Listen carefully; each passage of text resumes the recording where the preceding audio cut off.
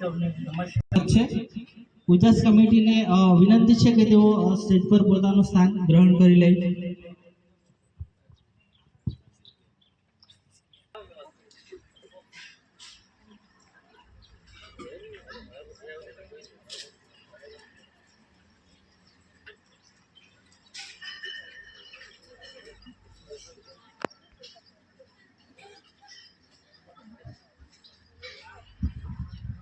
ફરી સૌને નમસ્કાર। અહીંયા ઉપસ્થિત મંચસ્થ મહાનુભાવો, મારા બહેનો, ભાઈઓ, સૌને નમસ્કાર। આજના આ કાર્યક્રમમાં હાજરી આપી કાર્યક્રમની શોભા વધારી છે આપ સૌએ। तोड़ना है हर पिंजरा, मेरी उड़ान अभी बाकी है, मंजिलें जमीन भर नहीं, मंजिलें जमीन भर नहीं, आसमान अभी बाकी है। આ સકારાત્મક વિચાર સાથે આજના શુભ દિવસની શરૂઆત આદર, અભિવાદન, આભાર। નારી તું નારાયણી। દેવતા નારી એક એવી શક્તિ છે જેમાં એક આખા વિશ્વને ભસ્મીભૂત કરવાની અને બીજી આખા વિશ્વને સર્જન કરવાની શક્તિ છુપાયેલી છે, જેનું નામ સ્ત્રી। મહિલા વગર જતો હોય, કારણ કે દરેક ક્ષેત્રમાં આપણને ડગલે ને પગલે મહિલાઓનો સાથ અને સહકારની જરૂર હોય છે, જે એક સત્ય હકીકત છે। દર વર્ષની જેમ આજે પણ કોહિઝન ફાઉન્ડેશન ટ્રસ્ટ દ્વારા પ્રેરિત ઉજાસ મહિલા ખેડૂત સંગઠન દ્વારા આંતરરાષ્ટ્રીય મહિલા દિવસ કાર્યક્રમનું આયોજન કરવામાં આવે છે। ત્યારે આ દિવસના કાર્યક્રમની શરૂઆત આપણે પ્રાર્થના દ્વારા કરીશું, જેના શબ્દો છે, ઇતની શક્તિ હમે દેના દાતા। जो रहो हम चले नेक रास्ते पे, हमसे भूल कर भी कोई भूल हो ना, इतनी शक्ति हमें देना दाता, मन का विश्वास कमजोर हो ना, दूर अज्ञान के हो अंधेरे, तू हमें ज्ञान की रोशनी दे, हर बुराई से बचते रहे हम, जितनी भी दे भली जिंदगी दे।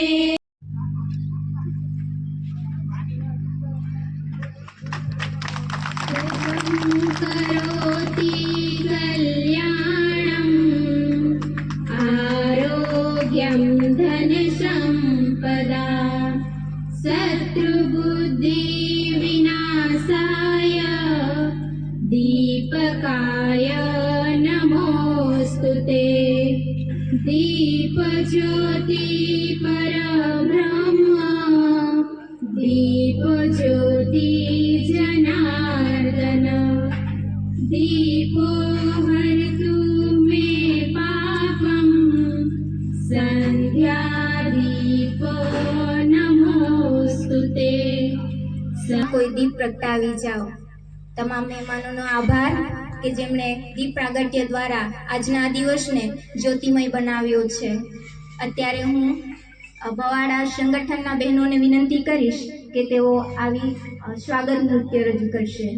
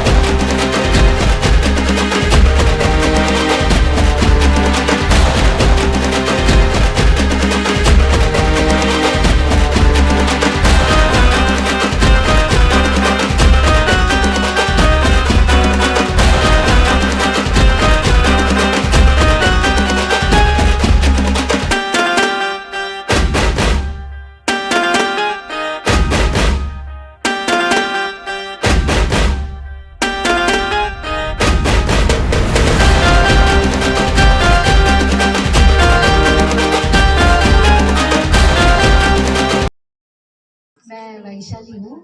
मेरी वतन तमिलनाडु है। मैं 1 साल हो गई इधर रहते हुए।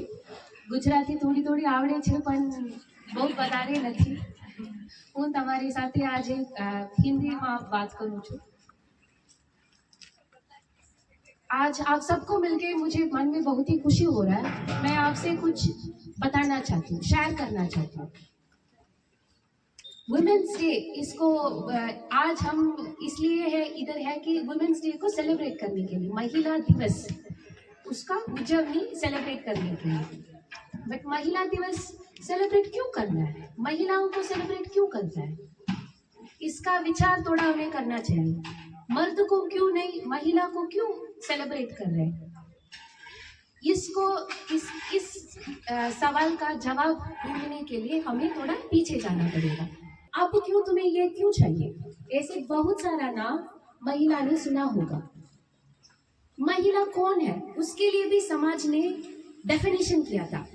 जो धीरे से बोलती है वो महिला है, जो घर में लड़ाई नहीं करती है वो महिला है, जो महिला घर का काम करती है वही महिला है. तो महिला कौन है उसके लिए ही समाज ने बोला ગયા છે.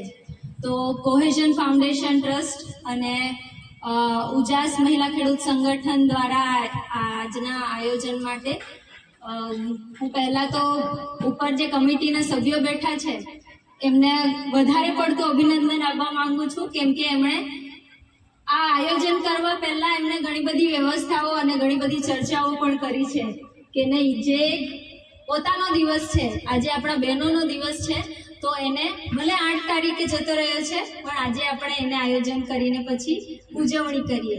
તો ઉજાસના કમિટી મેમ્બર્સને ખૂબ ખૂબ અભિનંદન. આજના દિવસ નિમિત્તે જો થોડી વાત કરું તો જેમ બેને વાત કરી એવી જ રીતે દુનિયાભરમાં 8 માર્ચ જે એક આંતરરાષ્ટ્રીય મહિલા દિવસ તરીકે ડિક્લેર થયેલું છે, જાહેર થયેલું છે.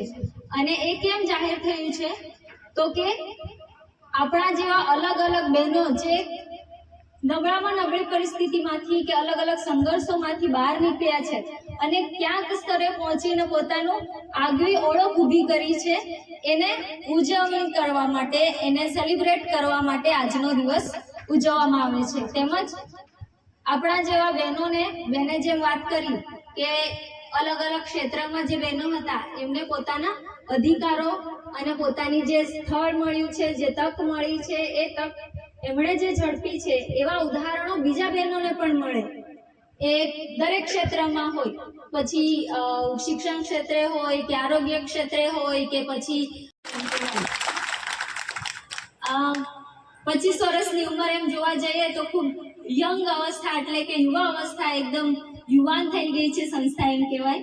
તો કોહેઝન ફાઉન્ડેશન ટ્રસ્ટ જે છે એ ભારતના 4 રાજ્યોમાં કામ કરે છે. આપણે જેમ ગુજરાતમાં બેઠા છે, ગુજરાત, મહારાષ્ટ્ર, ઉત્તર પ્રદેશ અને છત્તીસગઢ એમ 4 રાજ્યોમાં કામ કરે છે. અને જ્યાં જ્યાં જરૂરિયાત લાગે છે, એટલે આજે આપણા મહિલા દિવસને નિમિત્તે બહેનો તરીકે ભેગા થયા છે. તો કોહેઝનની એક આગવું સપનું છે કે જ્યાં પણ જે પણ ક્ષેત્રમાં કામ કરશે ત્યાં બહેનો અને બાળકોને પ્રથમ સ્થાન આપશે.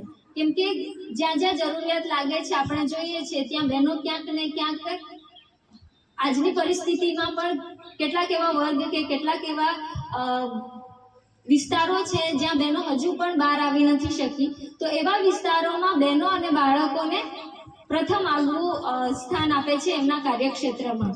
તો કોહેઝન આરોગ્ય પર કામ કરે છે. કોહેઝન આપણા વિસ્તારની જો વાત કરું તો ખેતી આધારિત આજીવિકા અને સરકારી યોજનાઓના જોડાણ ઉપર, એટલે કે સરકાર જે પ્રયત્નો કરે છે લોકો સુધી પહોંચવાનો, એમાં સરકાર, અન્ય સ્વૈચ્છિક સંસ્થાઓ જે આવા પ્રયત્નોની સાથે ચાલે છે એવા સંસ્થા અને સરકાર સાથે સંકલન કરીને સમુદાય સુધી પહોંચવાનો પ્રયત્ન કરે છે. તો આપણા વિસ્તારમાં જોવા જઈએ તો નવસારી જિલ્લામાં ખેરગામ, ચીખલી અને વાંસદા, ધરમપુર તાલુકામાં વલસાડ જિલ્લામાં કામ કરે છે અને ડાંગ જિલ્લામાં સુબીર વઘઈ તાલુકામાં કામ કરે છે. આમ દક્ષિણ ગુજરાતમાં 3 જિલ્લાઓમાં કામ કરે છે અને 5 તાલુકાઓમાં કામ કરે છે. જોવા જઈએ તો સીધી રીતે કોહેઝન 19,000 પરિવારોને સીધી કે આડકતરી રીતે અલગ અલગ ખાસ કરીને ખેતી આધારિત આજીવિકા પર ટેકો કરવાનો પ્રયત્ન કરી રહ્યું છે. તો કોહેઝન આપણા વિસ્તારમાં જે કામ કરે છે, તમે આજે બેઠા છો, ક્યાંક ને ક્યાંક એ સમજ મેળવી છે કે નહીં, અમારું પણ એક સ્થાન છે, અમે પણ ક્યાંક અમારી પણ ઓળખ છે. એટલે ખેતી આધારિત આજીવિકામાં હું વાત કરું તો બહેનોને એક મહિલાની, એક ખેડૂત તરીકેની પણ આગવી એક ઓળખ થાય. એમ શરૂઆતમાં જ્યારે બહેનો સાથે અને ગામોમાં મીટિંગ થતી હતી ત્યારે બહેનોને પૂછીએ કે તમે કોણ છો, તો કે ફલાણાના ઘરવાળી, ફલાણાના સાસુ, ફલાણાના મમ્મી, પણ પોતે એમ નતા કહેતા કે મારું આ હોદ્દો છે કે આ એક ઓળખ છે. નામ કહેવા જઈએ તો શરમ આવે એવું થતું હતું. પણ મને આજે આનંદ થાય છે કે આટલા બધા બહેનો એ મૂકીને આજે પોતાના અસ્તિત્વને સેલિબ્રેટ કરવા માટે, ઉજવણી કરવા માટે તમે અહીંયા ઉપસ્થિત છો. અને એ જ અને ધીરે ધીરે પછી જે સરકારે પ્રોત્સાહન આપ્યું છે કૃષિ નીતિ આધારે, મહિલાની પણ એક ખેડૂત તરીકેની ઓળખ હોય. કહેવા જઈએ ને કે બેને કીધું બેન આઈએસ ના હોદ્દા પર એ અહીંયા બેઠા છે, અલગ અલગ બહેનો પોતપોતાના હોદ્દા પર બેઠા છે. ગામના બહેનોને વાત કરીએ તો અમારો શું હોદ્દો હોય કે ગૃહિણી. ગૃહિણી સિવાય પણ ખેડૂત તો છીએ ને, છો કે નહીં? નીચે બેઠેલામાંથી નથી? કોણ કોણ ખેડૂત છે? પોતાને માનો છો? તો પોતાને એક મહિલા તરીકે અને ખેડૂત તરીકેની ઓળખ આપો છો? હા, તો એ પણ એક ઓળખ છે. ખાલી ગૃહિણી નથી તમે. જ્યાં એટલું યોગદાન આપો છો, ખેતી કરો છો, પશુપાલન કરો છો, તો સરકાર પણ એક કૃષિ નીતિમાં એમ જ કહે છે કે ખેતી સાથે જોડાયેલા હરેક કામમાં જે જોડાયેલા છે એમને ખેડૂત કહેવામાં આવે છે. એમાં બેન છે કે ભાઈ છે એવું નથી લખવામાં આવ્યું. એટલે આપણે પણ, તમે પણ એક મહિલા, એક ખેડૂત છો, એ તમારી પણ એક આગવી ઓળખ છે. તો એવી જ ઓળખને આજે સેલિબ્રેટ કરવા માટે એક બેન તરીકેની ઓળખ, એક મહિલાની, એક મહિલા તરીકેની ઓળખ જે છે એને ઉજાગર કરવા માટે આજે ઉપસ્થિત છો. તો ફરીને એકવાર તમને આદિવાસી મહિલા દિવસની ખૂબ ખૂબ અભિનંદન, અને પોતાના માટે એક જોરદાર તાળીઓ પાડીએ. આભાર.